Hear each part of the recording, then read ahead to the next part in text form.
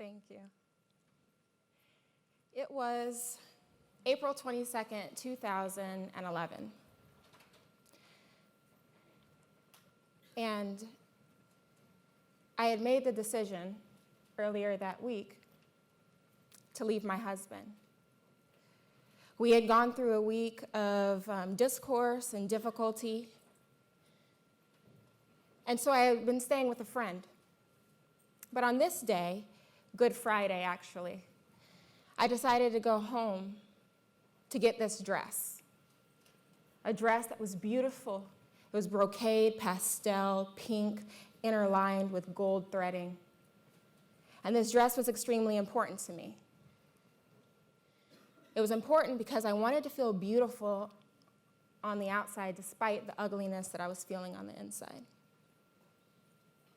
So I pull up to our house in sunny South Florida, and massive house. You could see the palm trees lining the driveway. There's a fountain with cascading crystal clear water.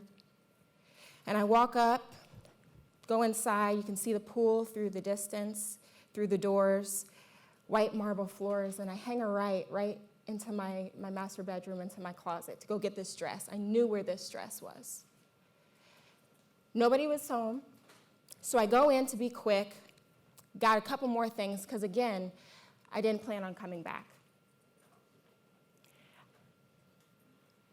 All of a sudden, boom. I hear the doors, massive doors of my front door shut. My heart sinks to the bottom of my stomach. Nobody was supposed to be home. I knew that nobody was home. I made sure nobody was home. In walks my husband, 6'5", 265-pound Brandon Marshall, at the time of the Miami Dolphins. And he's standing at the doorway of my closet as I'm in gathering things. And I think at this point, he actually realized this. She's leaving. And she doesn't plan on coming back. Talking became yelling. Yelling became screaming. Screaming became pushing and shoving. Chaos ensued. My beautiful home was in complete disarray. We were in shambles. There was broken glass everywhere, clothes everywhere, and there was droplets of blood throughout my beautiful home on those marble floors.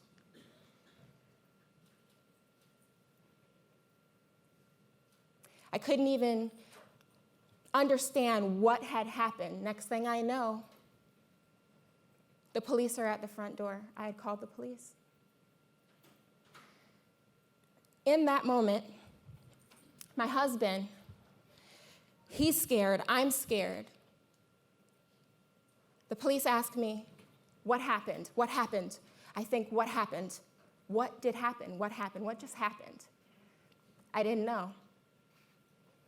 He says, tell them it was an accident. Tell them something happened. Just tell them anything to get them out of our lives. I thought to myself, no. I want to tell my truth. What was my truth? What was my truth? At that moment,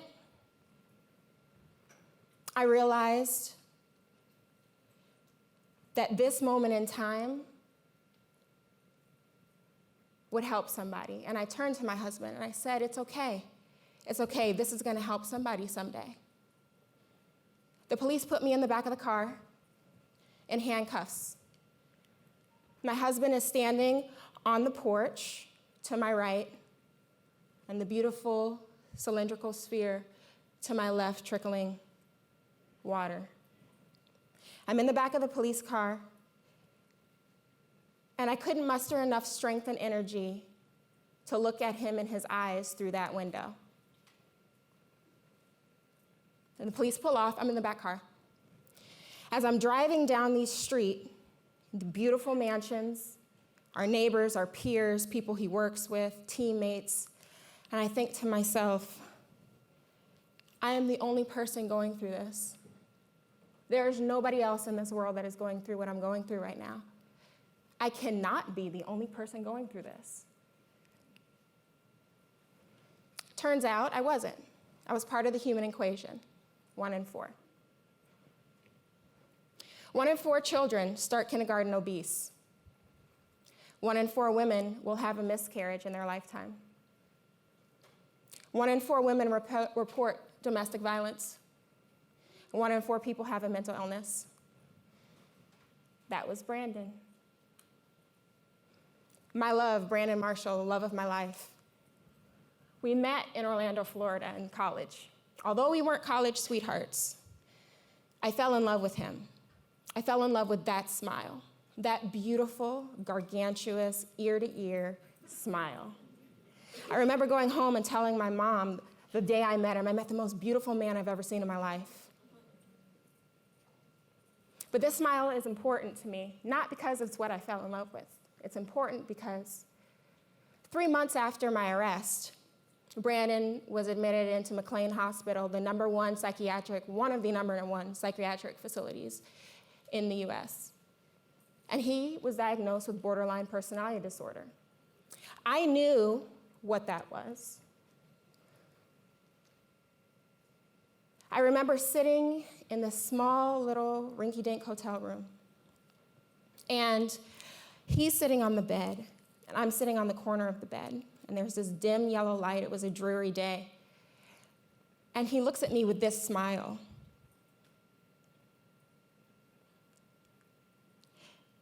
And in that moment, he tells me to my face, looks me in the eyes, and says, I've been diagnosed with borderline personality disorder.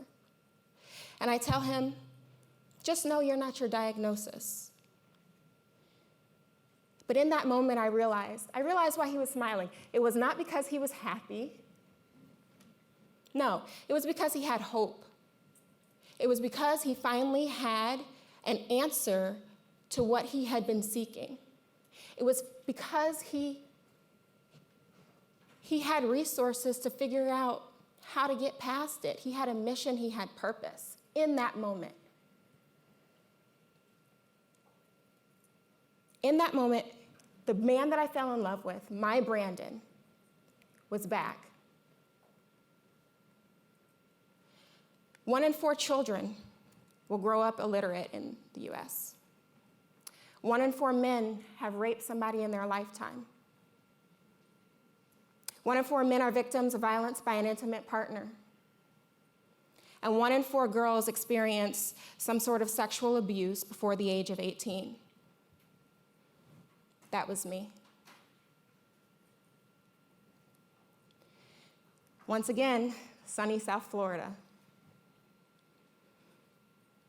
I was at Southwest Middle School in Orlando, Florida, and it was lunchtime, midweek. And I remember walking through the courtyard, and all the kids were scurrying around as if a person had stomped on an ant mound. And I close my eyes, and the sun is beaming on my face, and I'm being escorted by 2 police officers to my left and my right, and my guidance counselor. See, earlier that day, I decided to tell my truth. Earlier that day, I decided to be vulnerable, and I told my guidance counselor that I had been being touched for 2 years by somebody that was close to my family. What I now know to be molestation, I was being molested for 2 years. Unbeknownst to me, she had to tell the authorities. In my childish mind, I did not know that she was going to tell my truth to other people. Yet again, I'm being taken. I don't remember how, I don't remember the ride, but we pull up to Department of Children and Family Services. And then I have to look my mother, a woman who has a PhD in clinical psychology, a woman whom I love dearly with all my heart. I have to look her in the face and tell her that I had been being molested for 2 years, under her nose, by somebody that we trusted, a very close family friend, somebody who took my dream as a child of being the first woman in the NBA and would take me to the park to play basketball and molest me, and turned it into a nightmare. I had to tell this to my mother.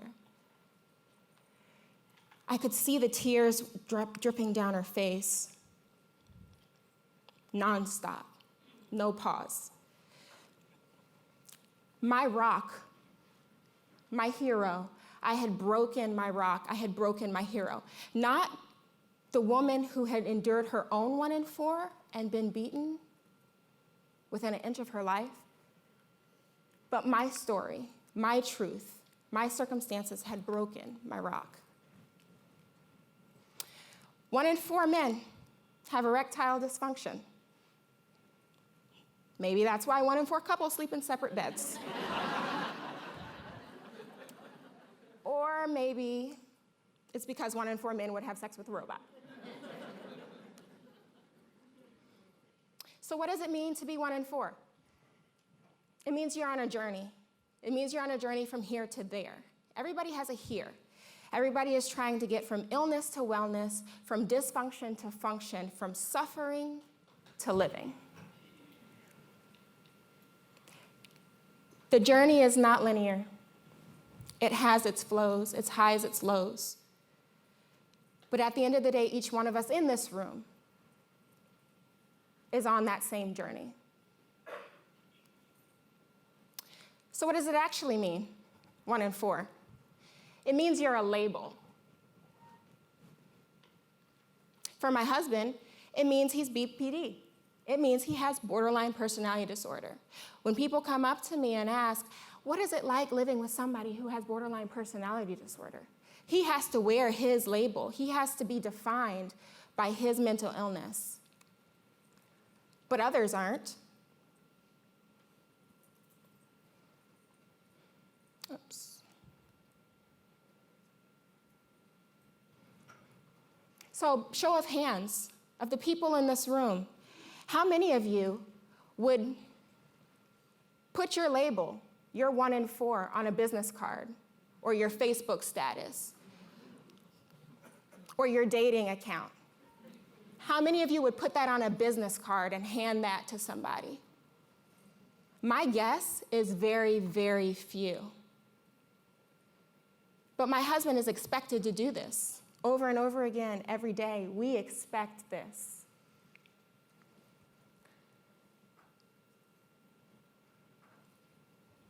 So how do you get from here to there on this journey? Step 1, seek to understand. Understand the story behind the statistics, the person behind that headline on that ESPN ticker. Understand that everybody has a story, everybody has a here. Understand the feeling behind those tears, that smile, that pretty outfit. What's the story? What's the story behind those statistics? Step 2, move past blame. I knew that it wasn't my fault. I knew that I wasn't damaged. I knew that I wasn't defined by my circumstances. I knew that if the person or people that hurt me or wronged me were healthy, then it would not have happened. I knew that Brandon was not his diagnosis.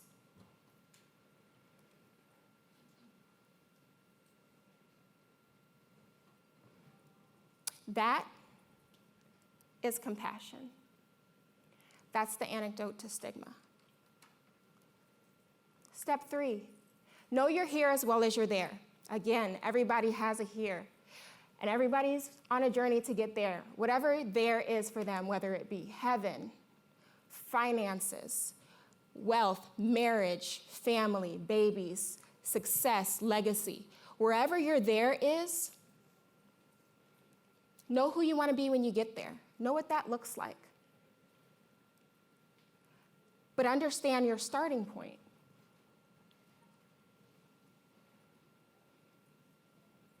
Begin to see yourself as a 1 instead of a 4. Everybody has something, whether it's a diagnosis or not. You have a 1 in 4. In understanding and identifying your 1 in 4, it leads to a transformation to compassion. You begin to see yourself as part of a bigger picture. You begin to understand you're not perfect, and we're all flawed. So how does that start? It starts with humility and acceptance. Humility to understand I'm not perfect, I'm flawed, daddy issues, molested, arrested, married to somebody who's mentally ill. I accept that. I'm humble enough to admit that. Acceptance doesn't mean that you change your past. Acceptance means that it changes the potential for your future. When you accept, you're able to move forward and continue on that journey. So some skills to pack for your journey. The journey from here to there. The journey from transformation to compassion. It's okay.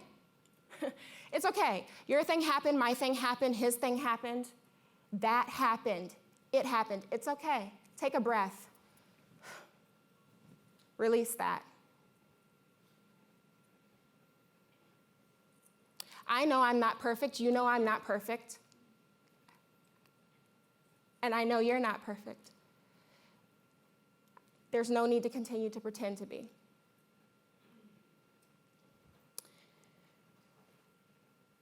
When you start to uncover and you start to understand that we're all just ones, we're all trying to get from here to there. We are all on a journey. We are all trying to take baby steps, some slow, some big, some fast, some little. We're trying to get to a place of wellness, a place of comfort, a place of love, a place of joy.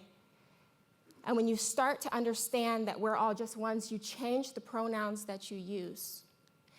It turns from you, they, them, to us, we, me. You start to see the bigger picture, and you start to understand that you're a part of that bigger picture. So for me, if you were with me now in my there, you would see my husband and I just celebrated our 8-year wedding anniversary on April 1st, April Fool's Day.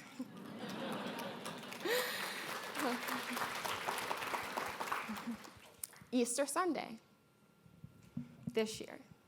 You'll see that we have 3 rambunctious, wild, out of control, 2 rambunctious, sorry, I don't know why I said that. Twins, a boy and a girl, who drive me absolutely nuts. My husband and I still get on each other's absolute nerve. And we're still living in somewhat organized chaos. We no longer know where we're going to be living because we just got traded from the New York Giants and everything is up in the air. But we're still on our journey trying to be a better mother, father, sister, brother, husband, wife, mom, dad.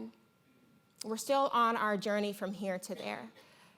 We still have a long ways to go. We're not perfect. It doesn't mean that there are no mistakes, there are no failures, there are no letdowns. There will be, often. But as long as we're taking those steps, as long as you're taking those steps from here to there, that to me is recovery. Each step that's being taken, you're on a road to being a better person. You're on a road to becoming the best you.